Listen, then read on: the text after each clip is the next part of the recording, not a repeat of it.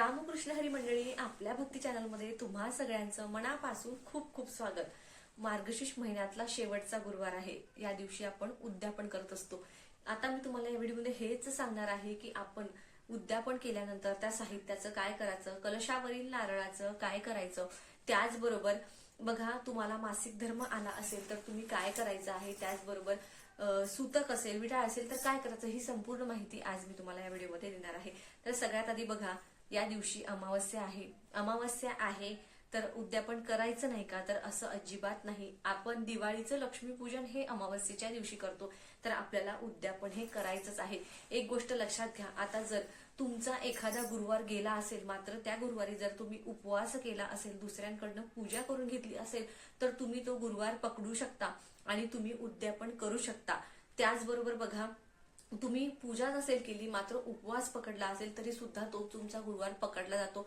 त्या महिलांनी याच गुरुवारी उद्यापन करायचं आहे. आता या गुरुवारी ज्या महिलांचे मासिक धर्माची तारीख आहे, तर त्यांनी काय करावं, तर बघा, आता तुम्ही एवढे 3 गुरुवार छानपैकी लक्ष्मी मातेची पूजा केली आणि या शेवटच्या गुरुवारी उद्यापनाच्या वेळी तुम्हाला अडचण आली, तर तुम्ही दुसऱ्यांच्या हातून करून घ्यायचं का, तर अजिबात नाही. तुम्ही पौष महिन्यातला पहिला गुरुवारी उद्यापन करू शकता. मात्र एक गोष्ट लक्षात घ्या, पुढे वाढवत जायचं नाही. म्हणजे पहिला गुरुवार तर पहिलाच गुरुवार, दुसरा करेन तिसरा करेन असं करायचं नाही. अडचण आली असेल त्याच महिलांनी पुढच्या महिन्यात म्हणजेच पौष महिन्यातल्या पहिल्या गुरुवारी उद्यापन करायचं, नाहीतर सगळ्यांनी याच गुरुवारी उद्यापन करायचं आहे. बघा, विटाळ असेल तर समजलं असेल तुम्हाला काय करायचं, आणि एखादा गुरुवार गेला असेल तरी सुद्धा करायचं आहे. आता बघा, उद्यापन कसं करावं, तर आपण उद्यापन हे अर्थात सायंकाळी करतो. मात्र नैवेद्यासाठी तुम्ही गोडाचा नैवेद्य म्हणजेच पुरणाचा नैवेद्य बनवायचा असतो. आमच्याकडे तरी पहिलीपासून मी पुरणाचा नैवेद्य बनवते, कारण पुरणाचा नैवेद्य बनवणं म्हणजे आपली पूजा पूर्ण झालं असं होतं. तर तुमच्याकडे बनवत असेल तर तुम्ही ऍटलिस्ट खीर तरी बनवा. माता लक्ष्मीला खीर अतिशय प्रिय आहे. तर आपल्याला संध्याकाळी, उद्यापनाच्या दिवशी संध्याकाळी खिरेचा नैवेद्य, वरण भात भाजी पोळी संपूर्ण असं ताट दाखवायचं असतं. तर आता बघा, आपल्याला संध्याकाळी उद्यापनाच्या वेळी आपल्याला केळी आणायची आहेत, फुलं आणायची आहेत. त्याचबरोबर या पुस्तकाच्या म्हणजे पुस्तकाच्या प्रती आपल्याला आणायच्या आहेत. तुम्ही 5, 7, 9, 11 सुवासिनींना किंवा शवासना स्त्रियांना किंवा कुमारिकांना बोलवायचं आहे. त्यांना लक्ष्मी स्वरूप म्हणून त्यांना हळदी कुंकू लावायचं. त्यांच्या हातावर निदान साखर तरी तुम्हाला द्यायची आहे. तुमच्याच्याने शक्य झालं तर तुम्ही वाटी वाटी खीर त्यांना देऊ शकता. त्याचबरोबर एक पुस्तकाची प्रत, एक केळ, एक फूल तुम्हाला असं त्यांना द्यायचं आहे. त्यांच्या पाया पडायच्या आहेत आणि तुम्हाला अशा प्रकारे संध्याकाळी हे उद्यापन करायचं आहे. आणि दुसऱ्या दिवशी, आता बघा, दुसऱ्या दिवशी आपल्याला पूजा उचलायची असते. तर पूजा उचलण्याआधी तुम्हाला दिवा तिथे तेवत असेल तर हरकत नाही, पण आधी नसेल, दिवा शांत झाला असेल तर तुम्हाला दिवा आधी प्रज्वलित करून घ्यायचा आहे. हातामध्ये अक्षदा घ्यायच्या आहेत आणि आधी तुम्हाला बघा, हे माते लक्ष्मी, मी तुझं हे व्रत मनोभावे केलं, माझी पूजा तू गोड मानून घे. माझ्याकडनं काही चूक झाली असेल तर मला क्षमा कर. मला अखंड सौभाग्याची प्राप्ती होऊ दे.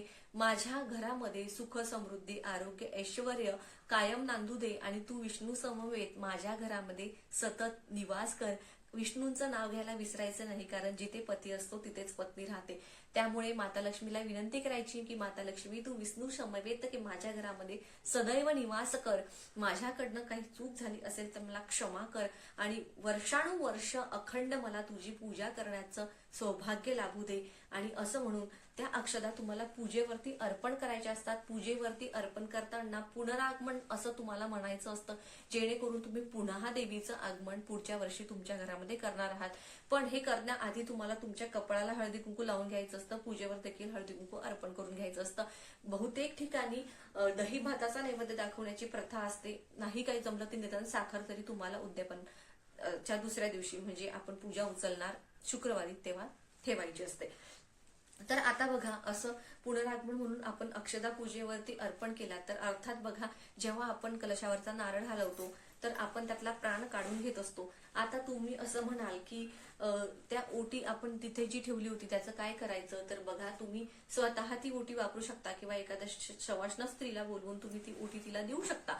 त्याचबरोबर तिथलं जे साहित्य आहे, घंटी शंख, ते जागच्या जागी उचलून ठेवायचं. माता लक्ष्मीची मूर्ती असेल तर ती देवघरामध्ये उचलून ठेवायची. त्याचबरोबर बघा, तुम्ही जेही काही पत्री असतील, फुलं असतील ती निर्माल्यामध्ये टाकायची असतात, त्यामुळे ते एका पिशवीमध्ये भरून घ्यायची. जे पाणी नारळ कलशामध्ये होतं ते संपूर्ण घरामध्ये शिंपडायचं. तीर्थ म्हणून प्रत्येकाने थोडं थोडं प्यायचं. तुळशीला थोडं घालायचं, बाकीचं दुसऱ्या झाडांना घालायचं. तर असं ते पाणी देखील आपल्याला करायचं असतं. त्यानंतर बघा आता सगळ्यात मोठा प्रश्न उरतो प्रत्येक स्त्रीचा की त्या कलशावरील नारळाचं काय करायचं. कारण बहुतेक महिलांचं असं होतं की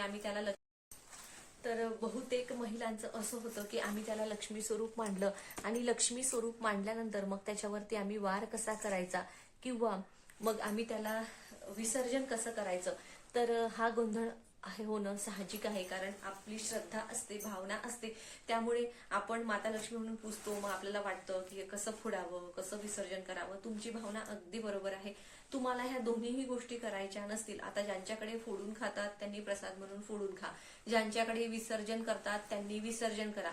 मात्र ज्यांना ह्या दोन्ही गोष्टी पटत नाहीत त्यांनी काय करायचं, तर लक्षात घ्या, त्यांनी हा नारळ, तुमच्याकडे शेत असेल तर अर्थात शेतामध्ये तुम्हाला हा खड्डा खणून तो नारळ झाड स्वरूपात लावून द्यायचा आहे.